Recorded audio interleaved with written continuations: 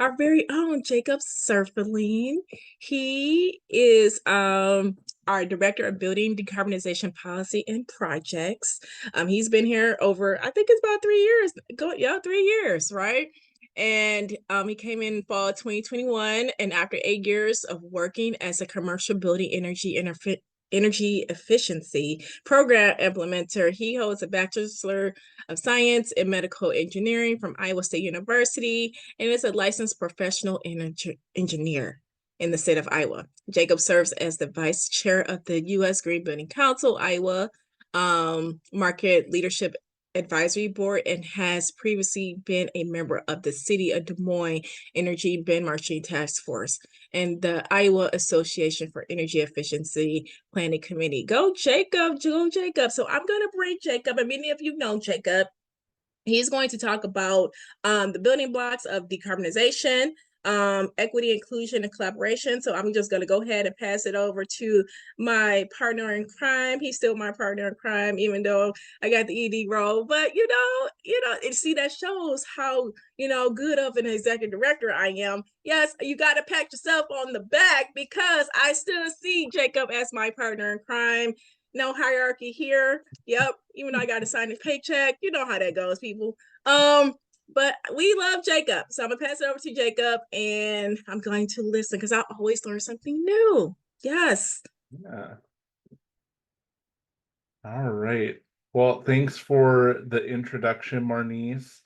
And I wanted to talk a little bit here, near the top of the Equity Summit this year to really strengthen that connection between equity and building decarb and why it's not just necessarily a nice thing to say or a buzzword to include with our other goals and how those things go together. So I just wanted to spend a little bit of time talking about that as we get ready for some of our other guests here today and tomorrow.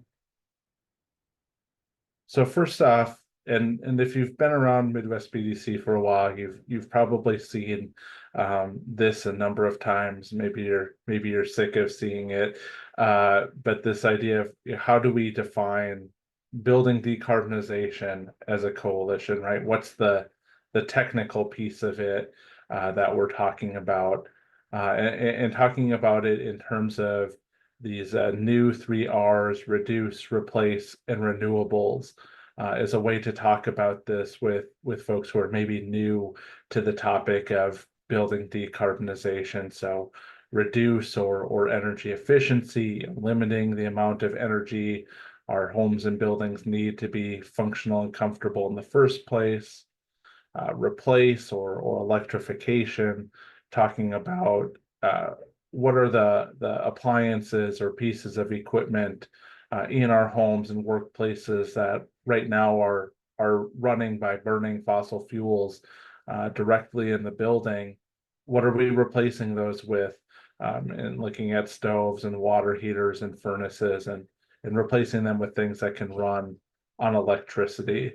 And then that final R, renewables, once we have limited the amount of energy that our buildings need and we make sure that the form of energy that they're running on is electricity, how are we making sure that electricity itself is clean and we're not just displacing the pollution and emissions from the building somewhere else, in the form of coal and gas power plants and things like that. So this is how we talk about the technical side of building decarbonization as a coalition. And then we've also settled on this definition of equity as Midwest BDC, through a long collaborative process with our equity working group to settle on a definition for this term that we could all be on the same page with. So defining equity is holding ourselves and one another accountable to inclusion in a society in which all can participate, prosper, have value, and reach their full potential. We recognize and work to dismantle injustices, systems, and barriers that prevent some from achieving this goal. So that's kind of how we talk about equity in general, maybe divorced from any specific goal or building decarb itself. And again, if you've been around Midwest BDC for a while, you've probably seen us reference this image a number of times. I think it ties in visually with that definition that we just talked about before of recognizing that our current reality is that resources are accumulating to certain groups within the population. Certainly white and male and what have you, while other communities, other groups of people are being actively sacrificed to create those resources. That's certainly true when we think about how energy is getting delivered to people in the United States. And then moving past this idea of simply equality in terms of what resources are given to folks, recognizing that if we're honest about that, historic imbalance or just the reality that, individuals and communities have different needs from each other, that simply delivering resources equally is not necessarily getting us where we need to go in terms of overcoming the barriers that we have to making this clean energy transition and being able to avoid or live with the effects of climate change that we cannot avoid. So really centering more on this vision of equity and justice, of making sure that all communities are getting the levels of support that they truly need, or eliminating those barriers to those things as much as we possibly can. So that's kind of defining equity and building decarbonization separately. I put this in because I know Marnice likes this analogy, and I've made it in the past, and I'll just kind of pause here for a little bit of personal story time of how my personal thinking about this has shifted over time, and sort of what brought me to the coalition. So Marnice kind of read off my professional resume at the top. But for over a decade, I worked on the technical side of commercial building design and energy efficiency, and really saw all of this as purely a technical problem to be solved, and that was how the industry that I was working in saw that as well. Where that started to break down for me, both as a moral consideration and a tactical consideration, was in 2018. If we have folks on the call from Iowa, you're maybe familiar with this, but there was a piece of legislation that went through the Iowa State House that really did a number on the energy efficiency programs that utilities were required to provide. And specifically, it really did a number on a lot of the programs that served low-income households. And I worked in those programs, and so I had some bias. But I remember thinking, well, the numbers all show that these are investments that benefit the state, benefit the communities. Why are we having such a hard time arguing against this?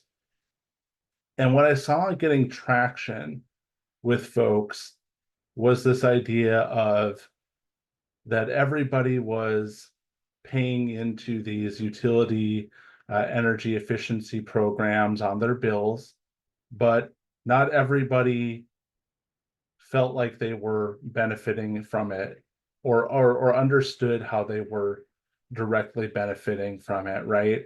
Um, because the programs were primarily designed with the idea of like, we're going to go after that low hanging fruit, right? We're going to go after the most effective energy reductions that we can get. And if you're purely looking at it, on a spreadsheet or a calculator, that looks like doing incentives for big commercial new construction projects. That means incentives for higher income households because they don't need as much help to move to that clean energy technology as some of these lower income households do. So it looks like, well, we save the same amount of watts or therms or whatever, but with spending less money. And what the result of that emphasis was that it was really easy for bad actors to come through and say, well, you're not getting any direct benefit from this. And it was hard for us to argue against it because we couldn't point to the direct benefit that lower income households or more disadvantaged communities in the state were seeing. So the reason I show the peanut butter cups here is because I made a comment once that social justice or equity and building decarbonization are kind of things that for a long time I think advocates on either side of that would see as maybe separate issues, but it's a little bit like the old Reese's commercial of, you got your chocolate bar on my peanut butter, you got your peanut butter on my chocolate, and they're actually two complementary things that taste better together, right? Um, and strengthen each other. When we care about equity, we strengthen our ability to achieve building decarbonization. And we know with the state of climate change and all of the other research we're learning about the impacts of burning fossil fuels in our homes and workplaces, that building decarbonization also strengthens communities that need that support. So to that end, we've also, as a coalition, combined those two definitions, right? To this definition of not just building decarbonization, but what does equitable building decarbonization look like?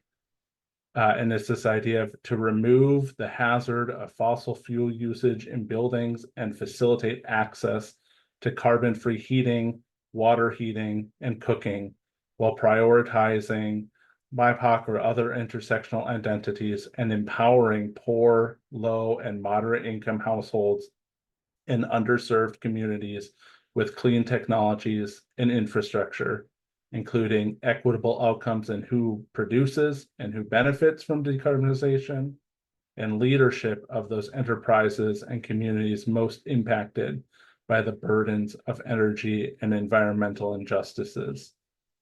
So I think this touches on some of the questions that I heard for Jamal when he was speaking as well.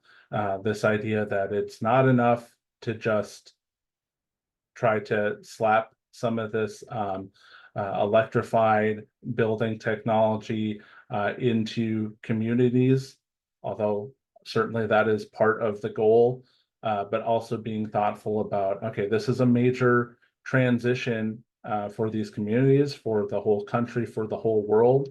The track record when we're making those types of transitions and investments is not good in terms of who sees all of the benefits from it. So what can we do differently? And that's certainly the lens that I think all of our different advocacy programs here at the coalition try to look at things through. And something that I encourage folks to kind of have in the back of your mind as we progress through the rest of the summit. So I'm just going to give a little bit more context on maybe the not optimum place that we're starting from in terms of building equitable building decarbonization here. Not to be a downer, but just to be realistic, and really banking on our great guests coming up through the rest of the summit to pick you all back up. Because certainly these are not great realities, but they are ones that we can work together to solve. So just, you know, talking about challenges in terms of inequitable starting points across the Midwest as we tackle this challenge, recognizing that we simply don't have enough housing, period, for so many of our neighbors and community members across the region, much less decarbonized housing. That we know we have higher levels of energy burden in Black communities across the Midwest. So meaning the percentage of their household income that goes to their utility bills, and that those Black and brown communities are twice as likely to experience utility shutoff, so losing their access to energy of any kind, much less decarbonized energy. So just recognizing again, thinking back to that graphic of where those crates stack up to get us all over that fence, that there are some significant holes that we're digging out of. There are needs in certain places for more of those crates to accrue. I thought it was interesting, some of the questions that came up while Jamal was speaking about Justice 40. And I think a lot of them are fair, as we look about in terms of what continuing to improve the focus on equity across federal programs looks like. So I pulled this data from the 2020 census. And basically the 2020 census set a median income for the US around $66,000 per household. So, and I picked that median income because one of the kind of signature federal programs that come out of the IRA, those home energy rebates, are tied to income qualification based on area median income. So that differs a little bit from parts of the country, but I think this gives an idea of like who that is a percentage of the population that program is really targeted at. And what I saw here is that almost 40% of the country is below that median income, and over 50%, so around 55% of the country is in that low to median income range that would qualify for those rebates. And only 45% of the country is above that median income. And the reason given for setting those income levels for those rebates was that the rebates were meant to serve folks that maybe weren't going to have enough tax requirement to take advantage of some of these other clean energy tax credits because they simply didn't make enough as a household to take advantage of them. So if we're taking that as a grain of salt, we're saying, okay, like around 55% of the country needs some other form of support besides tax credits to get over the hump. Well, then we look at the breakdown of the spending for the Inflation Reduction Act, and I don't say this to kill the Inflation Reduction Act, because it is significant. It is the biggest climate bill we've had in this country, and has a lot of good things in it. But we should be realistic about where we can do better. So here we look at the breakdown of spending for that program, and what we see is that around only an eighth or so of the spending in the IRA is through spending on those direct rebates was around 7 times less than what the spending on the equivalent tax credits was projected to be at the end of the day with the IRA, even though we know that it should look more like a 50-50 pie if we're going off of where the population actually sits. So saying this again to just reiterate, we know that we're making progress on equitably delivering the benefits of building decarbonization in the US, but we're still behind. There's still a lot of room for improvement on that.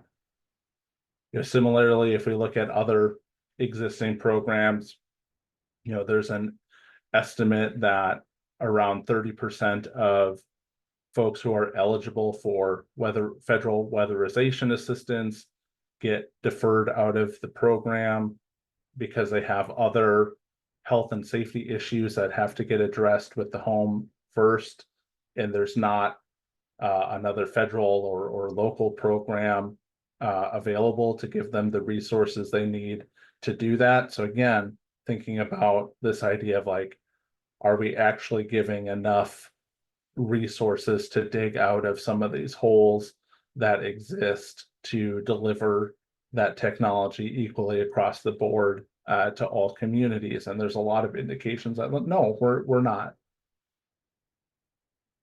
Similarly, when we look at existing utility programs, there's a number of studies indicating that spending on low-income programs compared to the percentage of population is way lower than what you would expect. Again, showing that there's an emphasis on the emissions and pollution side of this, and understandably wanting to reduce that as fast as possible with the money that's available, but that's resulting in these inequities in terms of who is ultimately able to make some of that transition. When we look at the workforce in terms of who is going to be benefiting from all of this additional economic activity, we find that there's real gaps in terms of Black or Hispanic participation in these clean energy fields compared to the percentage they make up of the total workforce, and even Black or brown entrants into those fields tend to get pooled more in the entry level, and you're not seeing the advancement up into those management or other better paying roles kind of further up the ladder in the solar and electric and HVAC fields.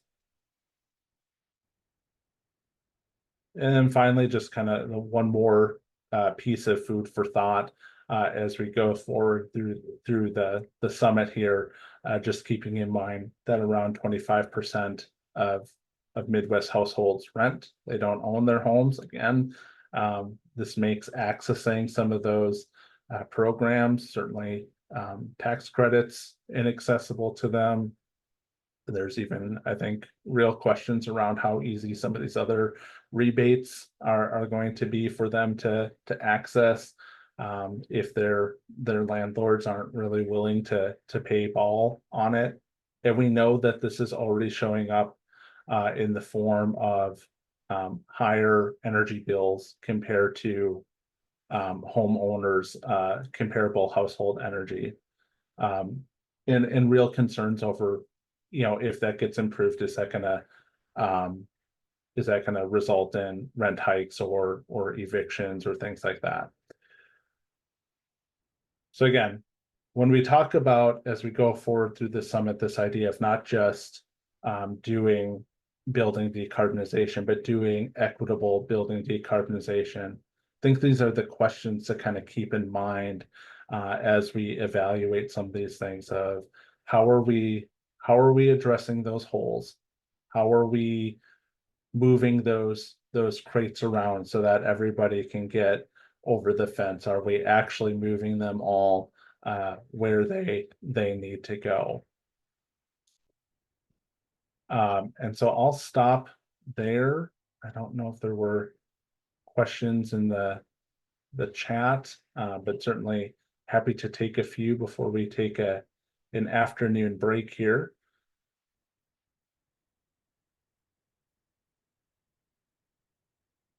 I see a question from Kumar in the Q&A about an example of a rate structure that allows customers to switch to heat pumps without negative bill impact. And yeah, I didn't talk a lot about that, but that's also a really critical question for us to think about as we're moving forward, or as some of these rebate programs kick off, making sure that there's some educational or coaching component with those as well, because the reality is that in a lot of states there's not a rate structure that is available, or at least not well promoted, to help folks understand how they can mitigate some of that negative energy impact from moving over.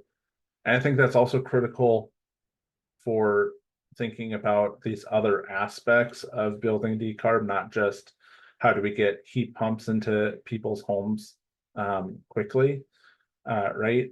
I think there's also ways to combine that with, addressing some real energy efficiency deficits in a lot of households, or trying to make a path to combining that with solar and things like that that can, even out the fact that, maybe their current natural gas rates are lower comparatively to what electric would be.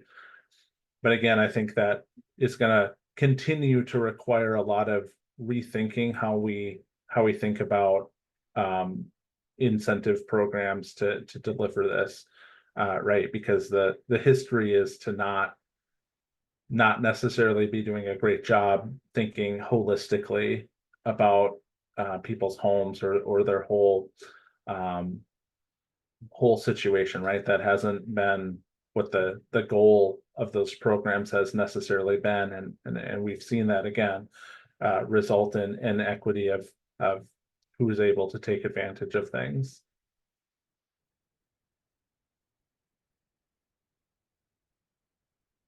Yeah, and I think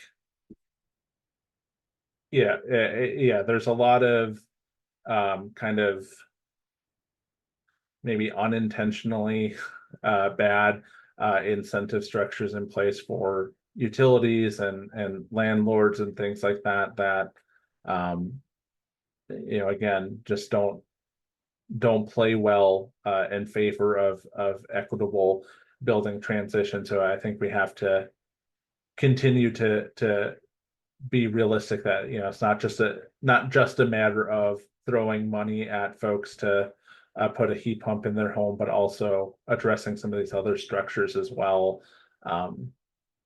so that they're not having those unintended consequences.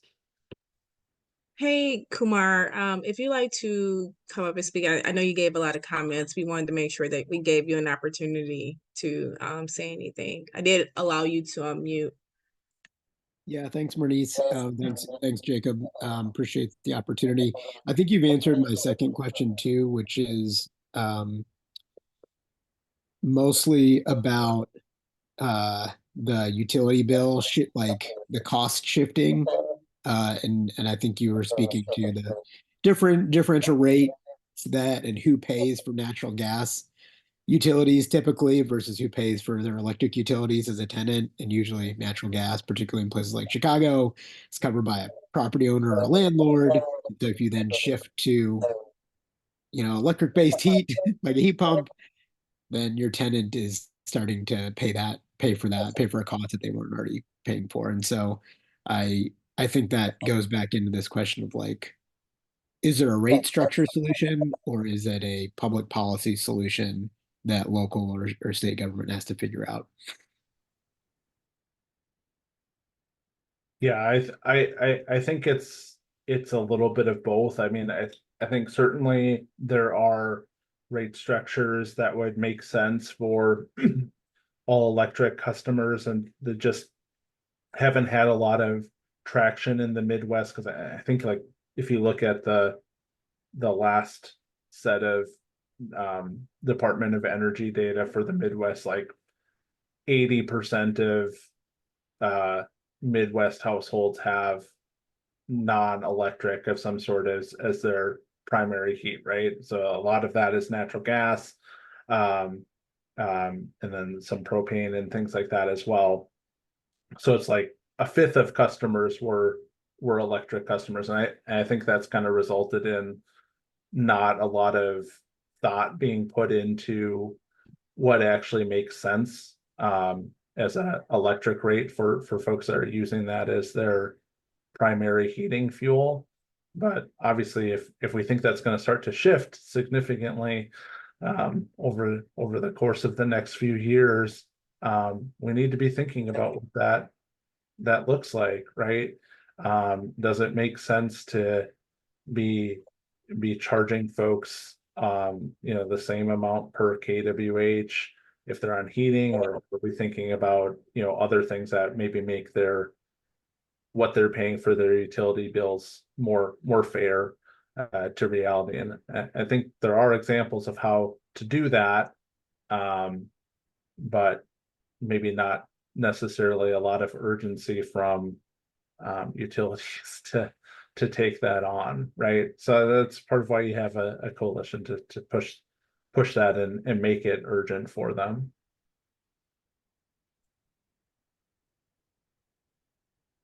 Okay, are there any more questions, comments? I see Victor. We keep hearing that the best solution is more development to meet the demand, and the only housing that developers continue to build is luxury housing, which currently in Denver and many metropolitan areas have a huge surplus. It has been reported that there is enough luxury housing in Denver to house all of our unhoused neighbors. Yeah, yeah, and I mean that's a whole that's a whole other can of worms, but that's a real thing, Victor, right? Of like, is is what we're is what we're building actually matching what the need is, and continuing to look at some of those incentive structures there again, right? And I think that is going to require some like rethinking of some of these systems that we operate in, right? I think developers are going to say, well, we're just responding to what the market will pay us for, and if that's truly the case, then you know we need to be looking at what that incentive structure is really requiring.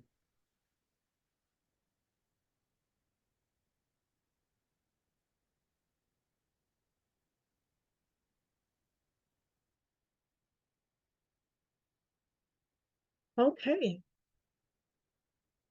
We have to push home ownership and resident participation. So I have a question about that, Jacob. With the cost of living going up, and everybody is economically strapped. What does that look like in regards to home ownership versus renter? Because a lot of people can't afford a home. Not that Yeah, they don't want to. yeah, and I think that